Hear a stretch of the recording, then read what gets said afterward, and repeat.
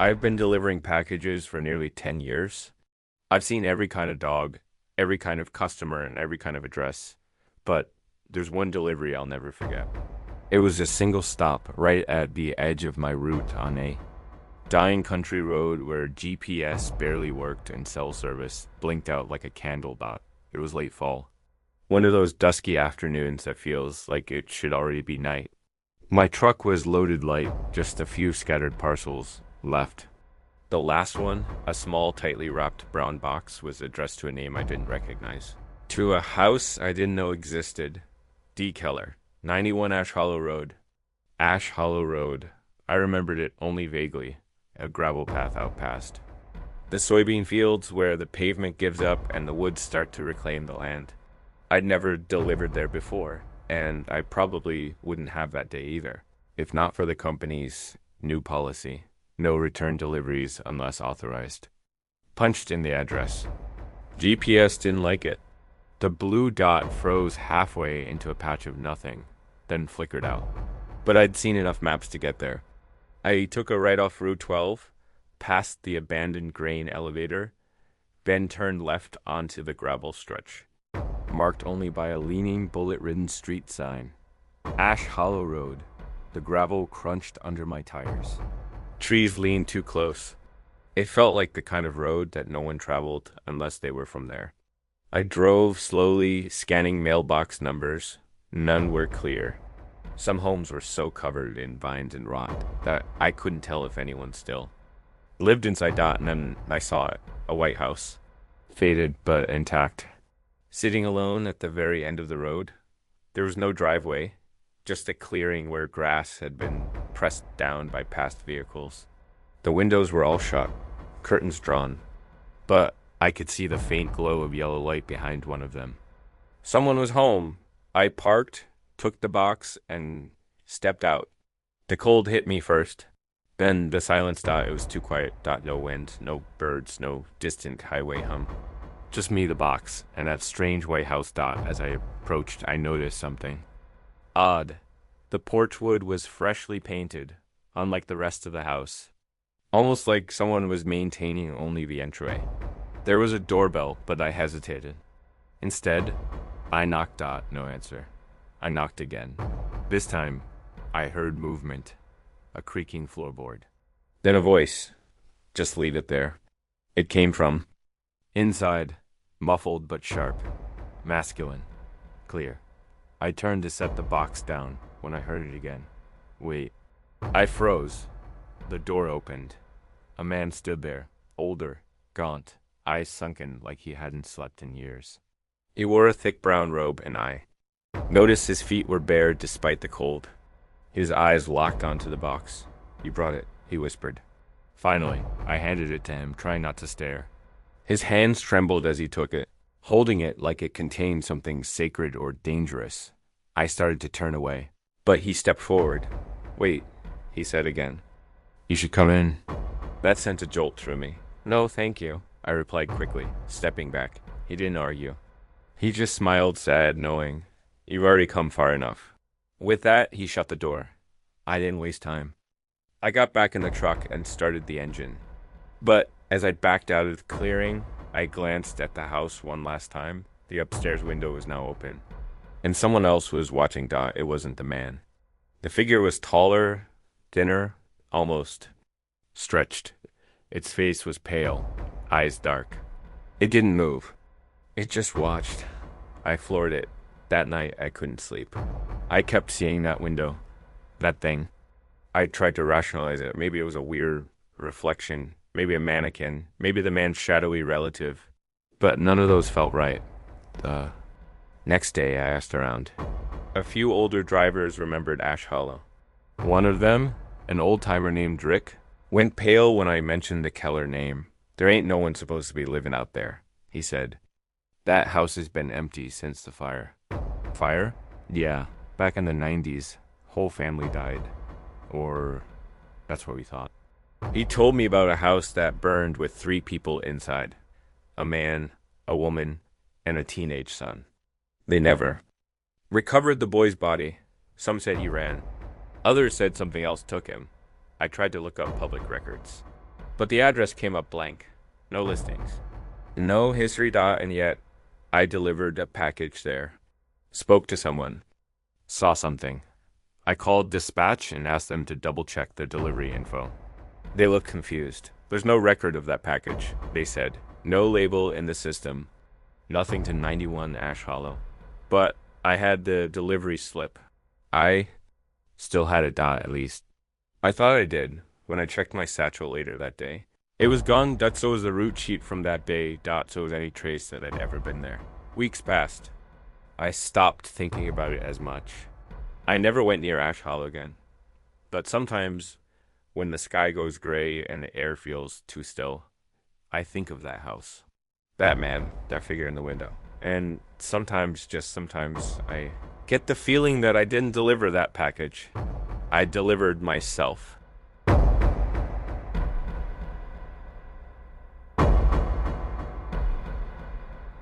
I work nights delivering for a food and package courier service. Nothing fancy. Just app orders, groceries, packages, the occasional oddball request.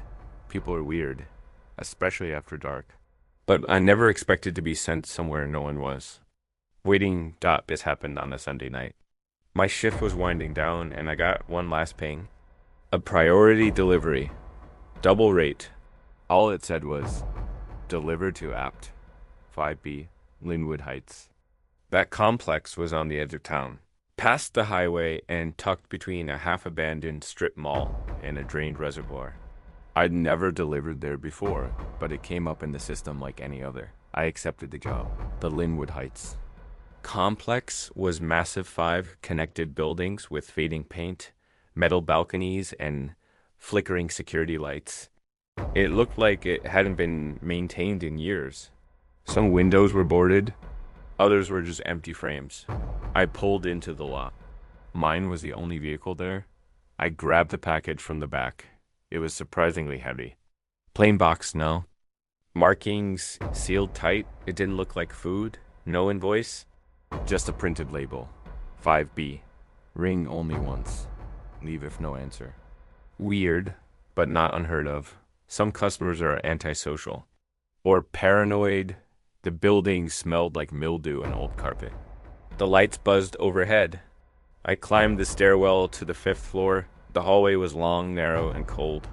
Every door looked the same dull gray paint and brass numbers. I reached 5B. The door looked off. It was warped like it had been exposed to moisture for years. The peephole was covered from the inside with something black. No light came from underneath. I rang the bell just once, as instructed. I waited. Nothing. I knocked gently. Just in case.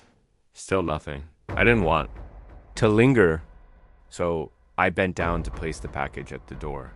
That's when I noticed the smell. Rot. Faint at first, but unmistakable. Like something long dead in the walls. I stood up fast, ready to leave. Then dashed the door. Click. Not open. Just unlocked. A single latch slowly turned from the inside, but the door didn't move. I stared at it. Heart hammering. Another sound followed. The slow drag of something across the floor. Not footsteps. Dragging. Then a whisper. Just behind the door. You brought it, didn't you? I backed away, box still in hand. I was told to leave it, I said, my voice shaking. The whisper came again. They told you wrong. I didn't. Wait. I dropped the box and turned. As I passed the stairwell. Something caught my eye. A shadow moved across the far end of the hallway opposite. From where I had come in, it didn't walk. It flowed. I ran. Down 5 flights in record time. I didn't look back. I bolted through the front doors and out into the cold night air, breathing hard. But when I turned to look up at the building, something stopped me. There was a figure in the window of 5B. Not a person. Not really. It was too tall for the window frame. Its face was wrong. It didn't blink, just stared. And behind it, I swear I saw something else move. Back in my car, I tried to report the delivery as completed. The app froze, glitched out, then restarted.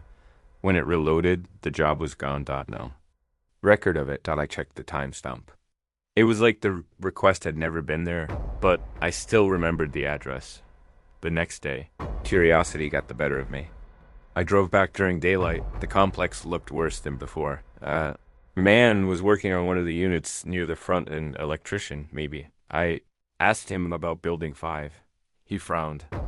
That part's been condemned for years, he said. No power, no tenants. I pressed further. What about apartment 5B? He hesitated, then said something I still think about every day. No one's been in 5B since the fire in 2004. A guy barricaded himself inside. No one knows what he was doing, but neighbors said he kept getting packages at night. Then one day, the deliveries stopped, and so did he. I drove off without saying a word. I don't know who or what I delivered that box to. But I know one thing. Someone was still waiting in that apartment, and now they know my face.